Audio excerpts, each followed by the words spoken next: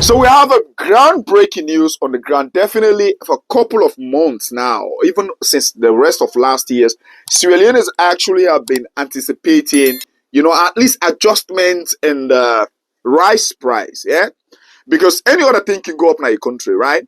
You not go die if you not use your motoka or okada, right? You can pile, but trust me, my brother, you not go there alive if you not get food for it. I mean, when it comes to a high cost of living on food, it actually affects the livelihood of people living in a country. And see what these guys have actually done. The government of Sierra Leone announced new rice pricing formula and also price reductions. They said, in a move to address rice pricing and provide relief aimed global economic challenges, the government of Sierra Leone has established a new pricing formula. Now let's look at the formula.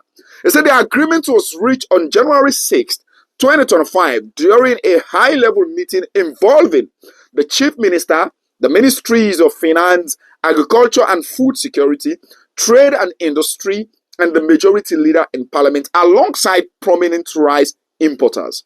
Effective January 7, 2025, the wholesale of parboiled rice was reduced to 840 new leone per 50 kilogram of bag, with a further reduction of 799 new leone per 50 kilogram of bag, set to take effective on February 14, 2025. The new pricing formula developed through an ongoing technical engagement will be updated periodically with input from the government of Sierra Leone and major importers.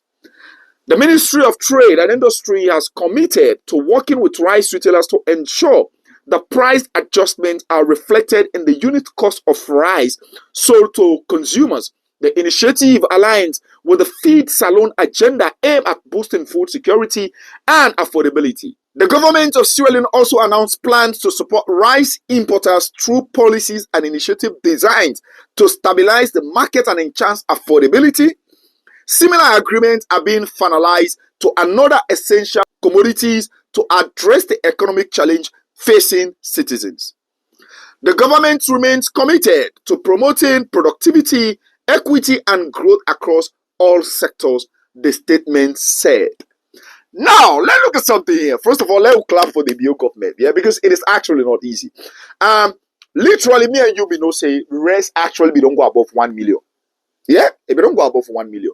So they run a fighter, I can't to 8 something, and now we get in the parboiled rice. I think that's the most expensive. Parboiled rice for 799 million. The only thing I want to say to you here is we pray that this not be like the fuel, because anytime fuel can down when it's ready for go up na double price. We hope say this one will stay longer, and instead of it go up, find more means for readjustment. It might be a political strategy, but how for do win a curtail animal or curtail cow? Now God 90 travel fly. Whatever it is, we go accept them, but make sure walk within that perimeter for make sure that either it does so or it can do. That shows progress in the equity, and in the productivity, in the accountability that you people are definitely working towards. I mean, a big congratulations for the Bio government and his administration.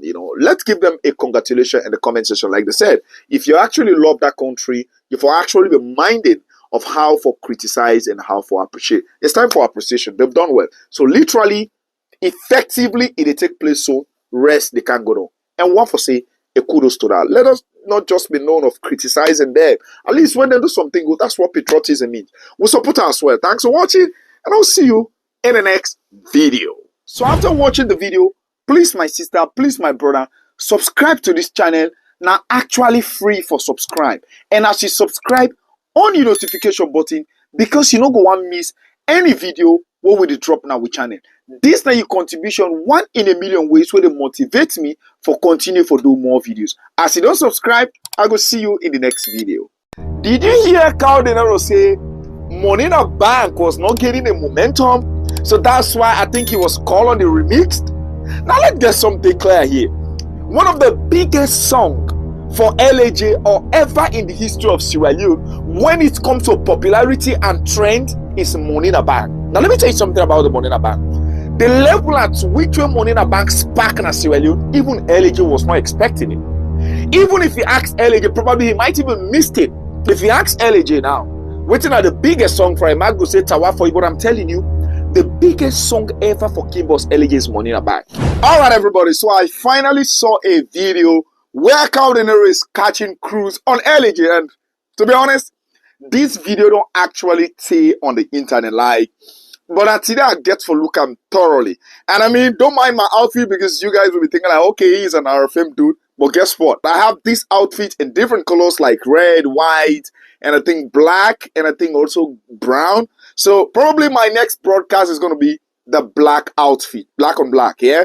But now, if you want this video, just watch something.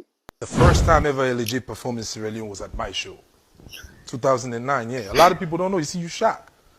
At the stadium. That was the first time ever he performed in Sierra Leone in front of more than 30,000 people. Okay. You know what I mean? Mm-hmm. What happened from my own perspective was, you know, I was working with Tete. Yeah. Tete was my producer for the New Beginning album. Okay. So after the album, Tete and LJ and them were Cat House. Yeah. Then Cat House was splitting up at that time. They had issues. Mm-hmm. So Tete gave me some beats. He was like, oh, I get me Bobona, but you're not ready for work. So work on them beats, put them on the album. You know what I mean? Okay. So then, after the album came out, it was Successful Warrior that you guys are playing, all those songs. And then Tete hit me up. He was like, my artist is ready now. We have a song. I think they put out the Money in a Bank a year in Sierra Leone. It wasn't catching no momentum. Okay. So he hit me up. He like, Carl, we need you on this remix. Please, bless us. I was like, all right, cool. I was in Maryland for the Salon Bobo video shoot. We were shooting the Salon Bobo, you know what I mean? I was there. So he's like, I was like, all right, let me get the number of the artist. Let me call him so I can invite him to the video shoot. Let him come through. So Tete gave me his number. I hit him up. I was like, yo, bro, I'm shooting a video, Salon Bobo. Can you come over? Let's all show unity. Okay. You know what I mean? We all Salon Bobos. So he couldn't make it. He didn't come. So, all right, so if you listen to Carl Dinero, he said the first time LJ ever performed in Sierra Leone was during his show, which I agree. Now, the thing he mentioned here is, I mean, it's cool because every side, I mean, for every, I can tell people, I said, in life, people that introduce you matters, no matter what you're doing. For example, you might be famous outside Sierra Leone, but if you're coming back to Sierra Leone and you want to be famous there, more especially on practical performance, you definitely need a kind of specific people waiting for introduce you. But that is not a cloud. If I'm going to play the full video for you. Did you hear Carl Dinero say Money in a Bank was not getting a momentum? So that's why I think he was called on the remixed. Now let's get something clear here. One of the biggest songs for LJ or ever in the history of Sierra Leone when it comes to popularity and trend is Money in a Bank. Now let me tell you something about the Money in a Bank. The level at which Money in a Bank sparked in Sierra Leone, even LJ was not expecting it. Even if you ask LJ, probably he might even missed it. If you ask LJ now, waiting at the biggest song for him, I go say Tawa for you, but I'm telling you, the biggest song ever for Kimbo's LJ's Money in a Bank.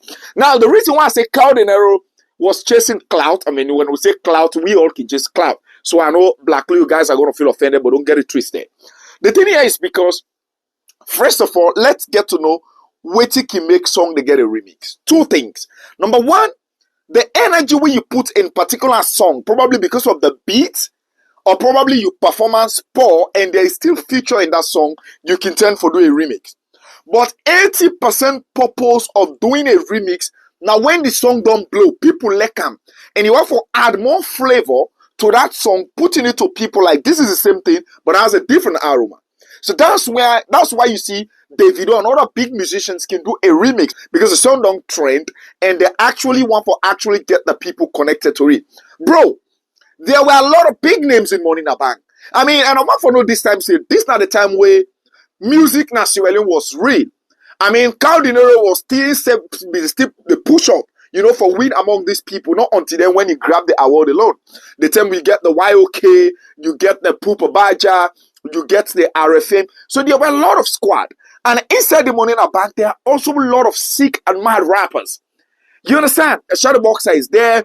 I mean, Carl Dinero himself is there. Pupa Baja is there. And a whole lot of sick rappers. So the Money in a Bank actually not a song where actually not beginning momentum, bro. I just want to say it's a correction on that part. But just watch the full video. I'll be right back. The first time ever LJ performed in Sierra Leone was at my show, 2009, yeah. A lot of people don't know. You see, you shocked. At the stadium. That was the first time ever he performed in Sierra Leone. in front of more than 30,000 people. Okay. You know what I mean? What happened from my own perspective was, I was working with Tete. Yeah. Tete was my producer for the New Beginning album. Okay. So after the album, Tete and LJ and them were Cat House. Yeah. Then Cat House was splitting up at that time. They had issues. So Tete gave me some beats. He was like, oh, I get me Bobona ya, but you're not ready yet for work. So work on them beats here, put them on your album. You know what I mean? Okay. So then, after the album came out, it was Successful Warrior that you guys are playing, all those songs. And then Tete hit me up. He was like, my artist is ready now. We have a song. I think they put out the Monina Bank a year in Sierra Leone. It wasn't catching no momentum. Okay. So he hit me up. He like, Kyle, we need you on this remix. Please, bless us. I was like, all right, cool. I was in Maryland for the Salon Bobo video shoot. We were shooting the Salon Bobo, you know what I mean? I was there. So he's like, I was like, all right, let me get the number of the artist. Let me call him so I can invite him to the video shoot. Let him come through. So Tete gave me his number. I hit him up. I was like, yo, bro, I'm shooting a video, Salon Bobo. Can you come over? Let's all show unity. Okay. You know what I mean? We all Salon Bobos. So he couldn't make it. He didn't come. So I was leaving to go back to Philly. Then Tete hit me again. He was like, Kyle, we need you to drop the verse since you're here in Maryland right now. Come through. Come to our apartment. So I went there. I recorded the verse in their room. In the room? Oh, Yeah, really? in their room, in LJ's room. That's where I recorded the Monina Bank remix verse. I did it. I used to go to Maryland every weekend, driving from Philly.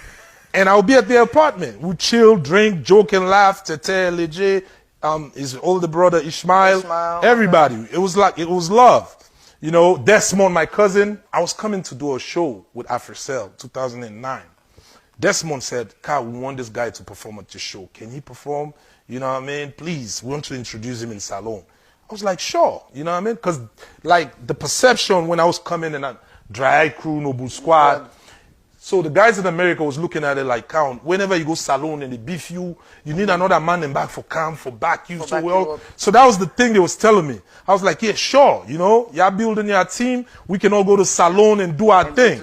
You know, so I can't just be alone there, me and Super Large. So then, boom, Desmond hit me, want him to perform. I said, sure. Tell him to call me. He never called me. I came to Salon, doing my show. The stadium was packed, 2 in the morning. I'm ready to go perform. And then I get a call from Desmond. He like, Kyle, we at the gate, man. Your guys are stopping us. You know? I'm like, Desmond, this guy never called me. What's up? He like, please, bro, just let us in. We're coming to perform. Let's perform. For my sake. We family. I'm like, Des, this is tough. I'm ready to go perform. And you telling me this? He's like, please. I'm like, all right. I spoke with my guy Tyson. He was at the gate. Okay. Tyson he don't know, no joke with him. He's like a giant, you know? So Tyson is there at the gate stopping them.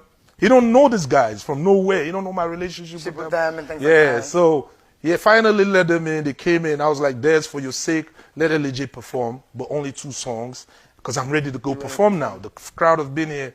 So they performed. I think they started doing 5 or 6 songs. So Tyson went on stage.